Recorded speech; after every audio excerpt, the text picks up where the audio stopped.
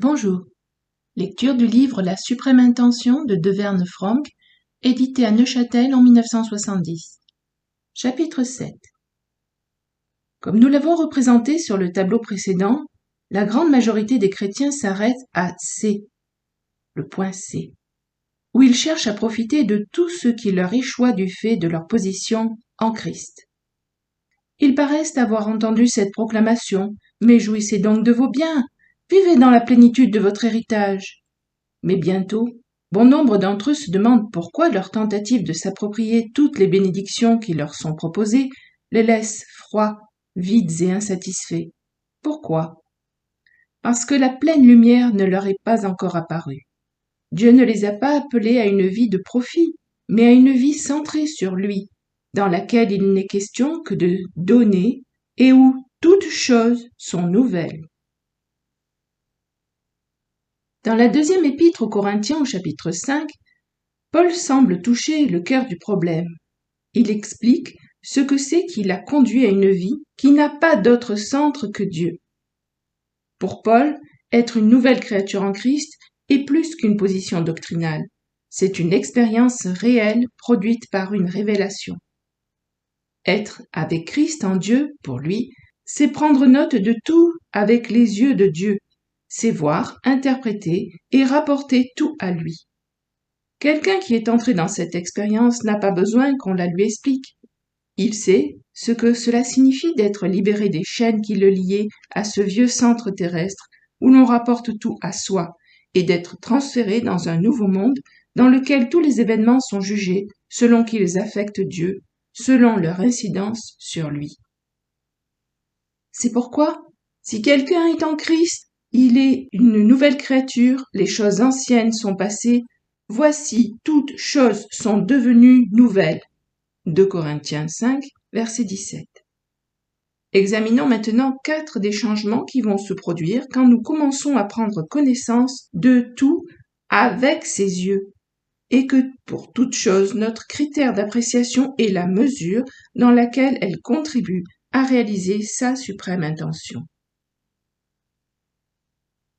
Un nouveau point de vue.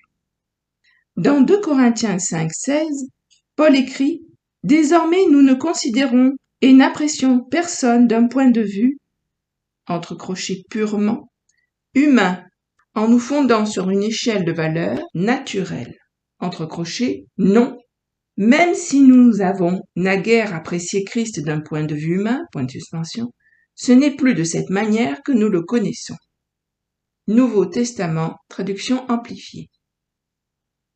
Autrefois, nous ne regardions qu'à notre faiblesse et à nos insuccès pour n'arriver qu'au désespoir. Nous vivions sous les yeux scrutateurs de nos semblables pour n'aboutir qu'à l'esclavage.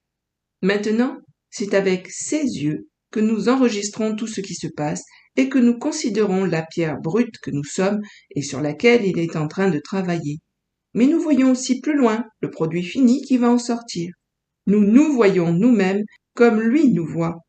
Non la pierre brute, mais la pierre façonnée qui réjouira son cœur. Quelle différence!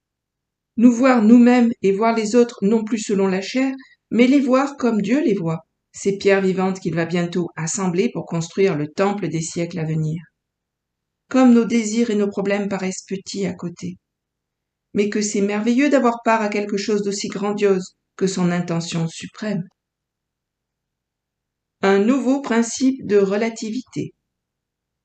Un événement n'est plus jugé par ses incidences sur ma personne, mais selon qu'il affecte Dieu et l'accomplissement de son dessein.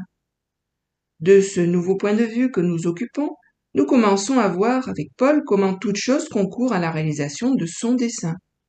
Auparavant, nous rapportions les événements à nous-mêmes et les jugions selon qu'ils nous touchaient, mais maintenant, nous les considérons dans leur rapport avec son intention suprême. Et comme Paul nous disons de tout ce qui arrive, tout vient de Dieu. 2 Corinthiens 5, verset 18. Un soir, une missionnaire qui avait une longue carrière derrière elle était assise avec nous devant la cheminée. Elle nous raconta comment Dieu avait préparé son cœur à faire le pas d'une vie centrée sur elle-même à une vie centrée sur Dieu. Elle expliqua comment depuis des années, quand les circonstances devenaient trop difficiles ou les problèmes trop brûlants, Elle avait l'habitude de pousser un gémissement intérieur et de se mordre la lèvre. « Seigneur, disait-elle, tu sais ce qui en est. Je suis bien sûre que tout concourt à notre bien. Je pense donc que je dois pouvoir supporter cette chose-là, puisque pour finir j'en tirerai bénéfice. Ce soir, poursuivit-elle, je suis entrée dans une nouvelle vie.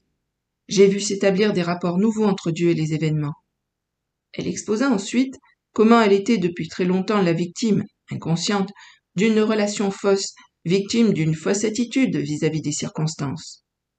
En rapportant tout à elle-même, elle espérait que les événements finiraient par lui être profitables. « À quel point, confessa-t-elle, j'ai été moi-même le centre de mon petit monde religieux. Sans m'en rendre compte, j'ai essayé de me servir de Dieu, et je n'ai vu dans mes expériences douloureuses que quelque chose qui m'affectait personnellement. Mes intentions étaient bonnes, mais j'étais absolument aveugle. Ce soir, ajouta-t-elle, j'en suis venue à voir la grande différence qu'il y a entre s'occuper de Dieu lui-même et ne s'occuper que de soi. Le Saint-Esprit m'a révélé ce que Paul entendait quand, de son point de vue nouveau, il ramenait tout à Dieu. J'aimerais que vous compreniez, frères, que les choses qui me sont arrivées ont plutôt contribué au progrès de l'Évangile. Philippiens 1, verset 12. Quelle émancipation! Quand nous commençons à mettre toutes les parties en relation avec l'ensemble, nous verrons comment tous les actes de Dieu sont en parfaite harmonie avec le désir qu'il s'est proposé de réaliser. Un nouveau centre d'intérêt. Paul nous rappelle en outre dans 2 Corinthiens 5, verset 20 que nous sommes les ambassadeurs de Christ comme si Dieu exhortait par nous. Quelqu'un qui avait compris quelque chose de cette nouvelle position s'exprimait ainsi dans un de ses cantiques. « J'essayais naguère de me servir de Dieu, maintenant c'est lui qui se sert de moi. » C'est bien cela. Autrefois, nous nous intéressions au travail pour lui. Maintenant, nous nous intéressons à lui, et c'est lui qui travaille par nous. Ainsi donc, c'est l'homme nouveau en lui qui comprend clairement cette mise à part pour Dieu. Il refuse désormais de rencontrer son semblable sur le terrain de la chair. Comme représentant personnel de Christ, voici quel est maintenant notre message. Nous vous en supplions, pour l'amour de lui, saisissez la grâce divine. Nous n'adressons plus notre appel aux hommes dans leur intérêt, mais dans le sien. Ce n'est que de ce nouveau point de vue que nous concevons une attitude nouvelle. Nous nous intéressons en premier lieu à une personne, avec un grand P. Ensuite, à son dessein. D'abord l'adorer, et ensuite accomplir son œuvre. Un nouvel étalon de mesure. On parle beaucoup aujourd'hui de la nécessité de se mettre en ordre avec Dieu, de s'ajuster, d'être en harmonie avec lui. Mais avec quoi mesurer les écarts et les rapprochements? Il faut s'ajuster, très bien, mais s'ajuster à quoi? En prêchant la réconciliation avec Dieu, on a trop insisté sur l'intérêt que nous avions, nous, à être réconciliés. Paul a certainement beaucoup plus en vue quand il dit, verset 18, « Dieu nous a réconciliés avec lui, nous a mis en harmonie avec lui-même. Et il nous a donné le ministère de la réconciliation, afin que par la parole et par les actes, nous amenions les autres à se mettre en harmonie avec lui. » Nouveau Testament amplifié. La question qui se pose est la suivante. Quel étalon de mesure allons-nous employer pour évaluer l'écart qui nous sépare du dessein de Dieu? Nous ne pouvons être en pleine harmonie avec le Père que si nous sommes entièrement voués au même objectif et si nous vivons pour la même pensée que lui, son intention suprême.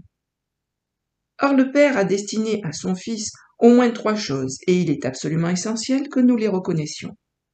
Examinons 3 expressions qui, mises ensemble, nous donnent une image complète de cette intention divine. 1. L'intelligence que j'ai, écrit Paul, du mystère de Christ. Quel était ce mystère? C'était que le Fils puisse avoir, pour s'exprimer, un corps composé de multiples éléments. C'est le mystère de Christ en vous, le moyen par lequel la gloire de Dieu sera manifestée dans chaque croyant.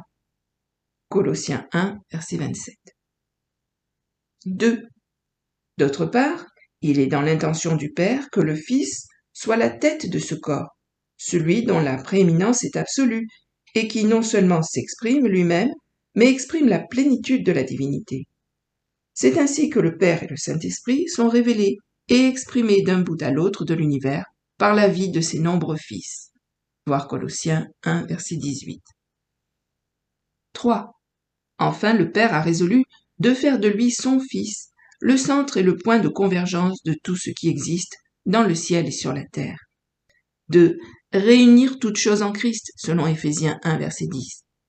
Ce n'est pas seulement par lui qu'ont été créées toutes choses, mais aussi pour lui, selon Colossiens 1, 16. Quelle révélation glorieuse! Elle dépasse presque les limites de notre compréhension. Ainsi donc, le Père a résolu en lui-même de faire de Christ le centre de toute son activité. C'est son Fils, c'est celui dont toute la personne est pleine de charme. Cantique des Cantiques, chapitre 5, verset 16. C'est lui qui est destiné à l'éternelle et universelle prééminence. Connaissant cette suprême pensée en faveur du Fils, nous pouvons mieux comprendre l'intention du Père en faveur de ses nombreux fils qui sont les éléments constitutifs du corps de Christ.